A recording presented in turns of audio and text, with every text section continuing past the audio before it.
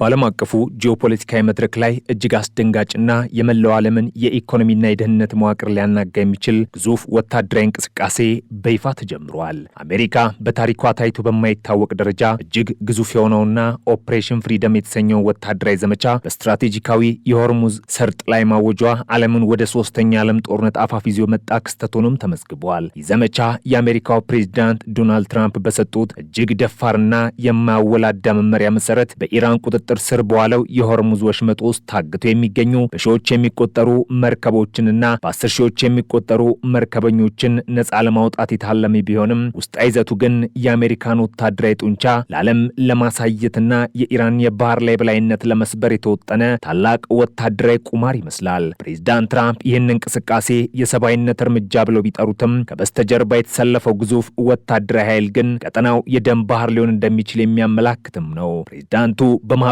ሚዲያ ገጻቸው ባስተላለፉት መልእክት እነዚህ ሀገሮችና መርከበኞች ምንም ያልበደሉ የሁኔታዎች ሰለባ ናቸው። አሜሪካ እነዚህን መርከቦች ከታገቱበት ውሃ ውስጥ በሰላም በመምራት ነፃ እንዲወጡ ታድርጋለች ሲሉ ቢገልጹም አክለው ግን ይህ የሰብአዊነት ሂደት በማንኛውም መንገድ ቢስተጓጎል ያጣልቃ ገብነት በሚያሳዝን ሁኔታ በኃይል ምላሽ ይሰጠዋል በማለት ለቴህራን አስፈሪ ማስጠንቀቂያ አስተላልፈዋል። የዚህ ዘመቻ ወታደራዊ ግዙፍነት እጅግ አስደንጋጭም ነው። የአሜሪካ ማዕከላዊ እዝ ይፋ ባደረገው ዝርዝር መረጃ መሰረትም ኦፕሬሽን ፍሪደም 15000 እጅግ ዘመናዊና የተመረጡ ወታደራዊ ኃይሎችን በሚሳኤል የታጠቁ ግዙፍ አጥፊ መርከቦችንና ከየብስና ከአውሮፕላን ተሸካሚ መርከቦች የሚነሱ ከ100 በላይ እጅግ ዘመናዊ ተዋጊ አውሮፕላኖችን ያካተተ ነው። ይህ ብቻ አይደለም። አሜሪካ በዚህ ዘመቻ ላይ በሰማይ በምድርና በባህር ውስጥ የሚንቀሳቀሱ በሰው የማይመሩ የቴክኖሎጂ ውጤቶችን በስፋት በማሰማራት የሆርሙዝን ወሽመጥ ሙሉ በሙሉ በቁጥጥሯ ስር ለመዋል ተዘጋጅታለች። የአሜሪካ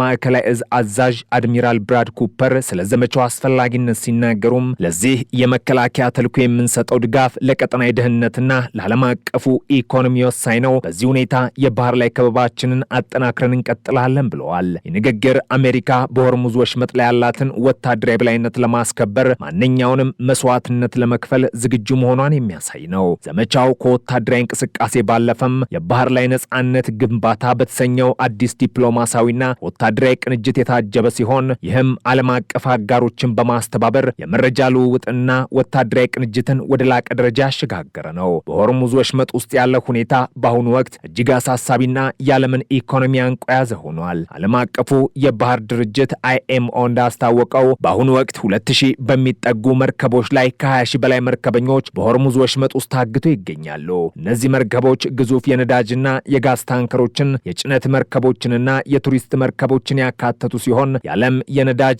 ንግድ ሩብ ያህሉ ወይም 1/4 የሚያልፈው በዚሁ ወሽመጥ በኩል በመሆኑ የእነዚህ መርከቦች መታገድ የዓለምን የኢነርጂ ገበያ ክፉኛ እናውጦታል። ፕሬዚዳንት ትራምፕ እነዚህም መርከበኞች የሁኔታው ሰለባ ብሎ የጠሯቸው ሲሆን መርከቦቹ የምግብ የውሃና የነዳጅ እጥረት እያጋጠማቸው መሆኑ ተዘግቧል። ጦርነቱ ከተጀመረ ወዲህ በቀጠናው 19 የሚጠጉ ጥቃቶች በመርከቦች ላይ ተፈጽመው ቢያንስ 10 መርከበኞች ሲገደሉ 8ቱ ደግሞ ቆስሏል። የአሃዝ ቀጠናው ምን ያህል የሞት ቀጠና መሆኑን የሚያሳይ ሲሆን በአሜሪካ በኦፕሬሽን ፍሪደም በኩል ልታደርግ ያሰበችው የመሪነት ስራ እነዚህን ታጋቾች ነፃ ለማውጣት ያለመ ቢሆንም ኢራን ግን ይህንን እርምጃ እንደ ጦርነት አዋጅ ነው የተመለከተችው። ቴህራን ለአሜሪካ ወታደራዊ አዋጅ የሰጠችው ምላሽ እጅግ የከረረና ቀጥተኛ የጦርነት ማስጠንቀቂያ የሚያዘለ ነው። የኢራን ፓርላማ የብሔራዊ ደህንነት ኮሚቴ ሰብሳቢ ኢብራሂም አዚዚ አሜሪካ በሆርሙዝ ወሽመጥ ላይ በምትመሰርተው ማንኛውም አዲስ የባህር ላይ ስርዓት ውስጥ የምታደርገው ተሳትፎ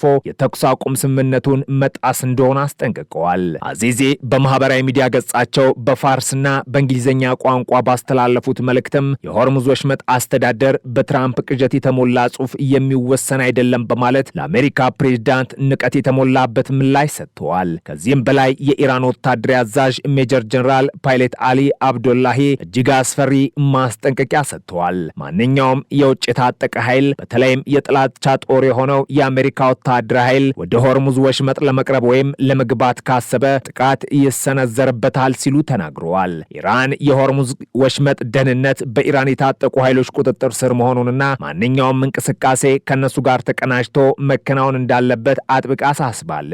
ኢራን ያላትን ወታደራዊ ዝግጁነት በተግባር ለማሳየትም አልዘገጀችም። የአሜሪካ አዋጅ በወጣ በጥቂት ሰዓታት ውስጥ በሆርሙዝ ወሽመጥ አቅራቢያ አንዲት የጭነት መርከብ በበርካታ ትናንሽ የኢራን የፍጥነት ጀልባዎች ጥቃት እንደደረሰባት የእንግሊዝ የባህር ላይ ንግድ ቁጥጥር ማዕከል ገልጿል። ኢራን እነዚህን ትናንሽና ፈጣን ጀልባዎችን በመጠቀም የአሜሪካን ግዙፍ መርከቦች ለማጥቃትና ባህሩን በፈንጂ ለማጥለቅለቅ ያላት አቅም እጅግ ከፍተኛ ነው። ፕሬዚዳንት ትራምፕ ባለፈው ወር በሆርሙዝ ወሽመጥ ላይ ፈንጂ የሚዘረጉ ትናንሽ የኢራን ጀልባዎችን ተኩሳችሁ ግደሉ የሚል ትዕዛዝ መስጠታቸውም ይታወሳል። የሁኔታ በሁለቱ ኃይሎች መካከል ያለው ግጭት በማንኛውም ሰከንድ ወደ ቀጥተኛ ጦርነት ሊቀየር እንደሚችል ያሳያል። የኢራን ወታደራዊ ኃይል ባለስልጣናት የአሜሪካ ኃይሎች ወደ ወሽመጡ ከገቡ ምንም አይነት ውጤት ሳይሆን ይበልጥ ውስብስብነትና የመርከቦች ደህንነት አደጋ ላይ የሚጥል ሁኔታን የሚፈጠረው ሲሉም አስጠንቅቀዋል። በሌላ በኩል ይህ ኦፕሬሽን ፍሪደም በአሜሪካና በኢራን መካከል ያለውን ውጥረት ወደ አዲስ ምዕራፍ ቢያሸጋግረውም አንዳንድ የዲፕሎማሲ ጭላንጭሎችም እየታዩ ነው። ፕሬዚዳንት ትራምፕ ከአሁን ዘመቻ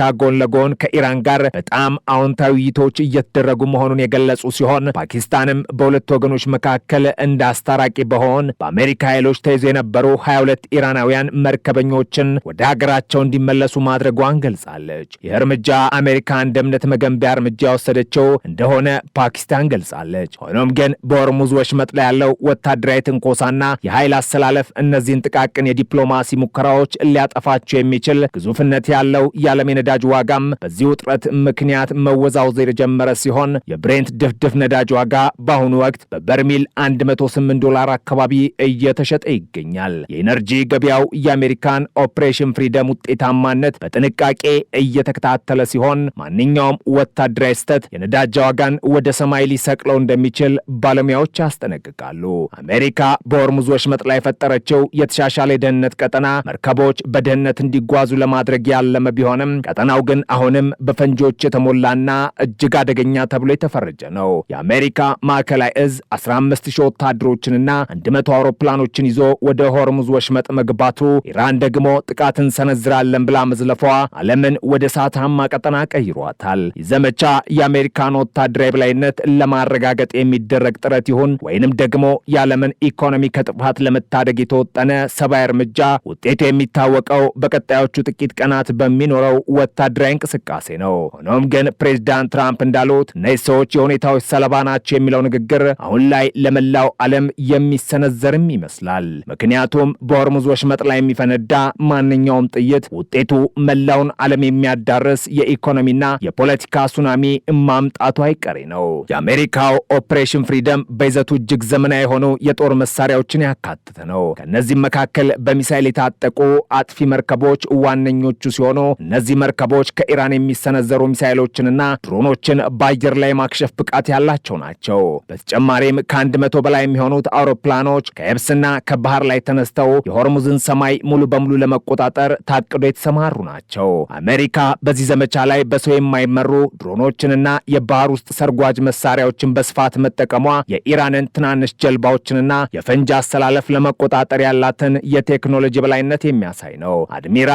አድሚራል ብራድ ኩፐር እንዳሉት የእኛ ድጋፍ ለክልላዊ ደህንነትና ለዓለም አቀፍ ኢኮኖሚ አስፈላጊ ነው። የንግግር አሜሪካ ጦርነቱን ወደ ሆርሙዝ ወሽመጥ በማስገባት የኢራንን የኢኮኖሚና የወታደራዊ ግሮሮ ለመዝጋት ያላትን ስትራቴጂካዊ ግብ የሚያንጸባርቅ ነው። ኢራንን በበኩሏ ያላትን አቅም ሁሉ አስተባብራ ለአሜሪካ ምላሽ ለመስጠት ተዘጋጅታለች። የኢራን የጦር ኃይሎች አዛዥ ሜጀር ጀነራል አብደላሂ ማንኛውም ጠባጫሪ እርምጃ ከአሜሪካ በኩል ቢመጣ ሁኔታውን ከማወሳሰብ ባለፈ ለደህንነት የሚፈይደው ነገር የለም ብለዋል። ኢራን በሆርሙዝ ወሽመጥ ውስጥ ያላትን የግዛት ባለቤትነት ለማስጠበቅ እስከ ሞት ድረስ እንደምትፋለም ለማሳየት ነው። የሆርሙዝ ወሽመጥ ለኢራን የህልውና ጉዳይ ሲሆን አሜሪካ በዚህ ወሽመጥ ላይ የምታደርገው ማንኛውም እንቅስቃሴ እንደ ቀጥተኛ ወረራን የምትቆጥረው። የኢራን ባለስልጣናት አሜሪካ መርከቦችን እመራለሁ ማለቷን እንደ ተራ ተንኮልና የተኩስ አቁም ስምምነቱ እንደ መጣስ ነው የፈረጁት። ይህ ደግሞ በሁለቱ ኃይሎች መካከል ያለውን መተማመን ሙሉ በሙሉ የሚያጠፋና ለቀጣይ ደግሞ ደም አፋሳሽ ግጭት መንገድ የሚከፍት ነው።